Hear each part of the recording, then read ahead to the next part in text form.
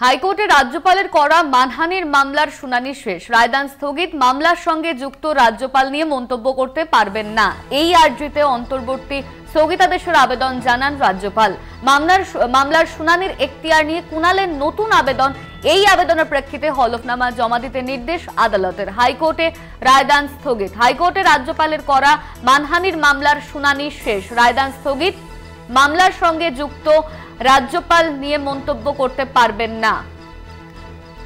এই নিয়ে আমরা কথা বলবো। আমাদের সঙ্গে রয়েছেন আমাদের প্রতিনিধি পীযূষ কান্তি নাগ। মামলার শুনানির এখতিয়ার নিয়ে কুণালের নতুন আবেদন, এই রায় নিয়ে, এই হাইকোর্টের যে রায় সেখানে কি বলা হলো? দেখো, এটা হাইকোর্টের কোনো রায় নয়। প্রথমত রাজ্যপাল একটি মামলা দায়ের করেছিলেন। সেই মামলা ছিল মুখ্যমন্ত্রী, বিধায়িকা এবং কুণাল ঘোষের এগেনস্টে। সেই মামলায় পরিষ্কারভাবে উল্লেখ ছিল যে রাজ্যপালের বিরুদ্ধে তারা যে স্টেটমেন্ট করেছেন সেই স্টেটমেন্টের প্রেক্ষিতে রাজ্যপালের সম্মানহানি হয়েছে, তিনি একটি মানহানির মামলা দায়ের করেছিলেন। সেই মানহানির মূল মামলাটি শুনানির আগে রাজ্যপালের তরফ থেকে একটি আবেদন ছিল। মূল মামলার শুনানি শেষ না হওয়া পর্যন্ত কলকাতা হাইকোর্ট একটি অন্তর্বর্তীকালীন নির্দেশিকা জারি করুক, যে নির্দেশিকায় উল্লেখ থাকবে এই মামলার সঙ্গে সংযুক্ত ব্যক্তিরা রাজ্যপালের বিরুদ্ধে কোনো মন্তব্য আর করতে পারবে না।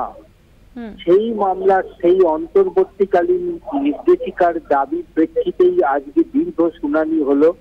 এই শুনানিতে মুখ্যমন্ত্রীর তরফ থেকে যেমন দাবি ছিল যে আদালতের এখতিয়ার নেই এই ধরনের মামলা শোনার, তার কারণ দুজনেই হচ্ছে কনস্টিটিউশনাল বডিতে বিলংস করে, সেই কারণের জন্য এই মামলার শুনানির এখতিয়ার নেই। পাশাপাশি মুখ্যমন্ত্রীর তরফের আইনজীবী পরিষ্কার জানিয়েছেন যে তিনি নিজে থেকে কোনো মন্তব্য করেননি। বিভিন্ন বিধায়িকারা রাজ্যপালের কাছে যেতে আশঙ্কা প্রকাশ করেছিলেন, রাজভবনে যেতে। পাশাপাশি রাজভবনের ঘটনা যখন প্রকাশিত হয় তা পাবলিক ডোমেন হয়ে দাঁড়ায়, বিভিন্ন সংবাদপত্রে প্রকাশিত হয়।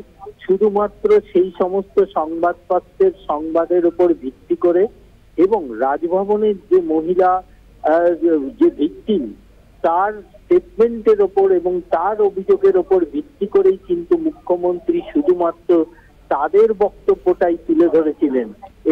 এখানে মুখ্যমন্ত্রী নিজে থেকে কোনো বক্তব্য রাজ্যপালের বিরুদ্ধে করেননি এবং সেটা সম্মানহানি বলে তিনি মনে করছেন না। সংবাদ মাধ্যমে যে খবর প্রকাশিত হয়েছে সেটি দায় কিন্তু সংবাদ মাধ্যমে, তার কারণ মুখ্যমন্ত্রী কখনোই বলেননি যে সংবাদ মাধ্যমে সেই খবর প্রকাশিত করবার জন্য। পাশাপাশি বিধায়িকাদের পক্ষ থেকে পরিষ্কারভাবে জানানো হয় যে তারা যে বক্তব্য রেখেছেন এখানে কোনো সংবাদ মাধ্যমের প্রকাশিত সংবাদের ভিত্তিতে তার আশঙ্কা ছিল, সেই আশঙ্কা তিনি প্রকাশ করে রাজ্যপালকে সসম্মানে তারা চিঠিও লিখেছিলেন, সেখানে কোনো সম্মানহানির বিষয় ওঠে না। পাশাপাশি এই মামলার দীর্ঘ শুনানির পর অন্তর্বর্তীকালীন নির্দেশিকা জারি করবেন কি করবেন না তার সিদ্ধান্ত আদালত পরে নেবে। এই পার্টের শুনানি আপাতত শেষ হয়ে গেছে, রায়দান স্থগিত রেখেছেন বিচারপতি কৃষ্ণা রাও।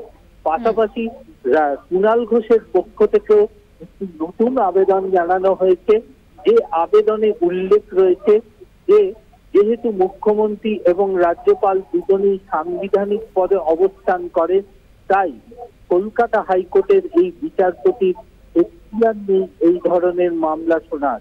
সেই মামলার হলফনামা অর্থাৎ রাজ্যপালকে হলফনামা এবং তার প্রেক্ষিতে জবাবি হলফনামা কুণাল ঘোষের আইনজীবী দেবে এবং তার প্রেক্ষিতে কুণাল ঘোষের আইনজীবী দেবেন এবং পরবর্তীকালে এই মামলার শুনানি গ্রহণ করা হবে।